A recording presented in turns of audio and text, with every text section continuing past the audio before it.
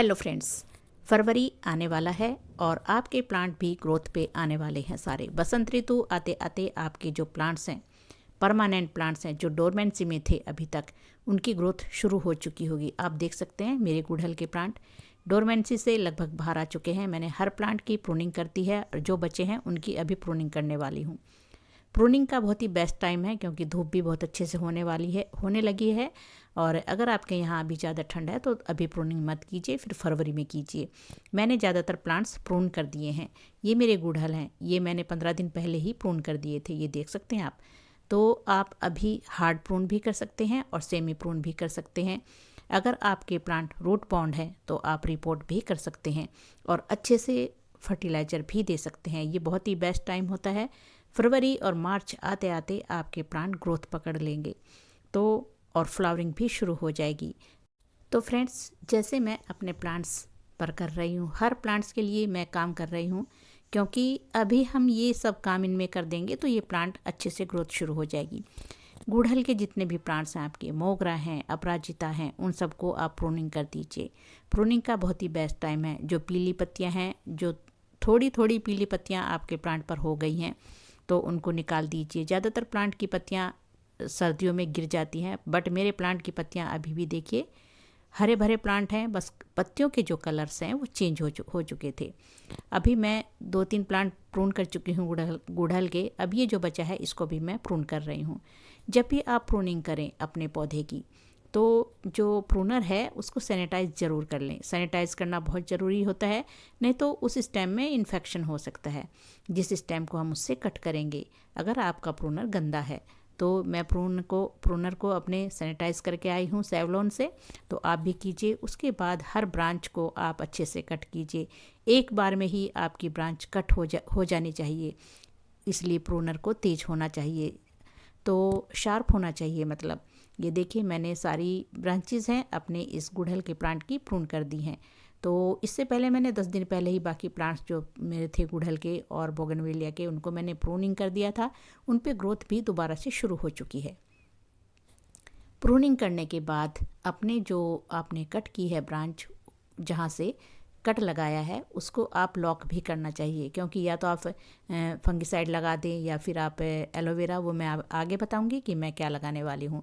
ये जो कटिंग्स निकली हैं, कभी कभी क्या होता है इतनी छोटी कटिंग भी ग्रो हो जाती है, तो आप इनको कटिंग को ग्रो कर सकते हैं अगर चाहे तो। मेरे पास तो 4-5 प्लांट्स हैं तो मुझे अभी ज़्यादा प्लांट की ज़रूरत नहीं है, लेकिन फिर भी मैं कोशिश करती रहती हूँ ऐसे ही कटिंग लेकर के मिट्टी में गाड़ देती हूँ। अगर हो सकता है वो चल जाए तो अच्छी बात है और प्लांट मिल जाएंगे। और आप भी ये कोशिश कीजिए। आप चाहे तो इस पर एलोवेरा जेल लगा करके कटिंग को ग्रो कर सकते हैं या फिर आपके पास रूटिंग हार्मोन है उससे भी ग्रो कर सकते हैं, तो बहुत ही अच्छा रहता है। कटिंग से ग्रो किया हुआ पौधा बहुत ही हेल्दी भी रहता है और अच्छा भी लगता है जब हमारी कटिंग ग्रो हो जाती है। अब जो ये पत्तियां आपकी निकलती हैं प्रून करने के बाद, इनको फेंकिए मत फ्रेंड्स, फेंकने की गलती मत करें क्योंकि इन पत्तियों को आप सुखाकर जब भी कोई प्लांट लगाते हैं पॉट में, वहाँ ड्रेनेज होल पे इनको भर सकते हैं। तो ये बहुत ही, अपनी पत्तियाँ सूखी गार्डन की क्यों फेंकनी, उनसे आप फर्टिलाइज़र भी बना सकते हैं और कंपोस्ट भी बना सकते हैं अगर आपने कंपोस्ट बिन कोई तैयार कर रखा है। नहीं तो फिर ऐसे सुखा करके आप अपने जब प्लांट पॉट में लगाते हैं उसमें भर लीजिए। अब मिट्टी निकालनी है इसकी। अगर आपका प्लांट रूट बाउंड हो चुका है तो फिर आप इसको रिपोर्ट भी कर सकते हैं, बट मेरा अभी रूट बाउंड नहीं है, छोटा ही प्लांट है, 1-1.5 साल पुराना ही प्लांट है। तो मैं ऊपर से सारी मिट्टी निकालूंगी और इसको थोड़े टाइम, 1-2 घंटे के लिए या 1 दिन के लिए आप छोड़ सकते हैं। तो इसके बाद इसमें फर्टिलाइज़र देना है। हल्दी डालिए, अगर आपके प्लांट पे चींटियाँ फंगस कुछ ऐसा लग रहा है आपको तो तब भी डालिए, और नहीं भी है तब भी आप हल्दी डाल सकते हैं। हल्दी anti fungal, anti bacterial, antiseptic होती है और ये फर्टिलाइज़र का भी काम करती है। इसमें विटामिन ए और सी भी पाया जाता है, तो बहुत अच्छा है। इसके बाद मैं कर रही हूँ वुडैश यूज़। ये भी, इसमें भी पोटाशियम ही है, पोटेशियम पाया जाता है, कैल्शियम भी पाया जाता है और एक फंगिसाइड का भी बहुत ही अच्छा काम करता है। तो वुडैश ज़रूर डालिए, 1-1 चम्मच, ज़्यादा नहीं डालना होता है।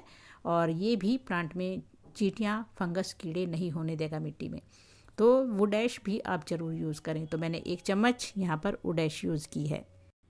वुडैश डालने के बाद मैं वर्मी कंपोस्ट डाल रही हूँ। अगर आपके पास गोबर की खाद है, पुरानी होनी चाहिए, वो भी डाल सकते हैं, लेकिन मैं वर्मी कंपोस्ट ही ज़्यादातर यूज़ करती हूँ। तो 2-3 मुट्ठी, जैसा भी आपका पॉट है, बड़ा पॉट है तो ज़्यादा डाल दीजिए, छोटा है तो 1 मुट्ठी में ही काम चल जाएगा। तो मेरा बड़ा पॉट है और मेरा बड़ा प्लांट है। इसके बाद मैं ऑर्गेनिक पोटाश है मेरे पास, ये भी मैं थोड़ा सा डाल रही हूँ, 1-2 चम्मच के बराबर, क्योंकि हमारे प्लांट को आगे फ्लावरिंग करनी है। ये हैवी फीडर प्लांट होता है, इसको बहुत अच्छी मात्रा में फर्टिलाइज़र चाहिए, सभी न्यूट्रिएंट हमारे प्लांट को मिलने चाहिए। थोड़ा सा मैं एप्सम सॉल्ट यूज़ कर रही हूँ, इसमें मैग्नीशियम सल्फेट है ये, और ये हमारे प्लांट को जो 1-2 रूट्स हमारे प्लांट की टूट गई है और ये हमारे प्लांट को डोरमेंसी से बाहर भी निकालता है। ये हमारे प्लांट को स्ट्रेस में जाने से भी बचाता है और पीली पत्तियां भी नहीं होने देता है। इसलिए एप्सम सॉल्ट भी आप यूज़ करें और इसको पानी में घोल करके भी आप स्प्रे कर सकते हैं पत्तियों के ऊपर। उसके बाद वर्मी कंपोस्ट डालने के बाद, ये सब फर्टिलाइज़र डालने के बाद, जो मिट्टी आपने निकाली थी, जो हमने निकाली है मिट्टी ऊपर से, उसको उससे कवर कर दीजिए फर्टिलाइज़र को। ये बहुत ही ज़रूरी होता है, जो भी फर्टिलाइज़र डालें आप प्लांट में, मिट्टी में, उसको ऊपर से प्लेन मिट्टी से कवर कर दें। उसके बाद हमें इसमें पानी डालना है, बहुत ही ज़रूरी है। जब भी फर्टिलाइज़र डालें, और मिट्टी सूखी थी क्योंकि मैंने इसको छोड़ दिया था 2-3 घंटे के लिए रूट्स को, तो पानी डालना भी ज़रूरी है। अब जहाँ से हमने स्टेम कट की है, जो प्रून की हैं अपनी प्लांट, उसको लॉक भी करना है, क्योंकि वहाँ से हम अगर ऐसे ही छोड़ देंगे, वहाँ से सूखने लगेगी हमारी स्टेम, और जब हम पानी स्प्रे करेंगे प्लांट के ऊपर तो ये इन पे पानी गिरेगा तो ये ख़राब भी हो सकती हैं, सड़ भी सकती हैं, गल भी सकती हैं।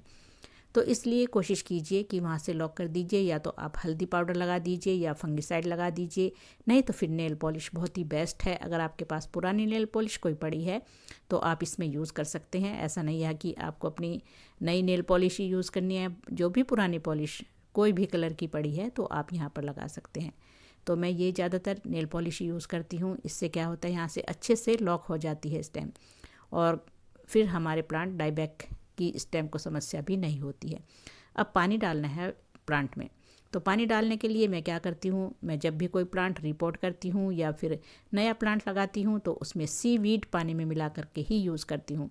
सीवीड एक ऑर्गेनिक फर्टिलाइज़र है, ये हमारे प्लांट को ये शॉक में जाने से बचाता है। तो आप सीवीड पानी में मिलाकर 1 लीटर में 3 ml के आसपास मिला करके आप इसको इसमें डालिए। बहुत ही बेस्ट फर्टिलाइज़र भी है, हमारे प्लांट को शॉक में जाने से बचाएगा, स्ट्रेस में जाने से बचाएगा, और प्लांट बहुत अच्छे से ग्रोथ करेगा। तो सीवीड आप डाल सकते हैं। एप्सम सॉल्ट मैंने ऑलरेडी इसमें डाल दिया है, तो ये प्लांट आने वाले टाइम पे बहुत अच्छे से ग्रोथ करेगा और अच्छी तरह से हमें फ्लावरिंग देगा। तो फ्रेंड्स, बस यही थी आज की वीडियो। अगर अच्छी लगी है तो लाइक और शेयर ज़रूर कीजिए, और फ्रेंड्स चैनल को सब्सक्राइब भी कीजिए। तो thank you my dear friends.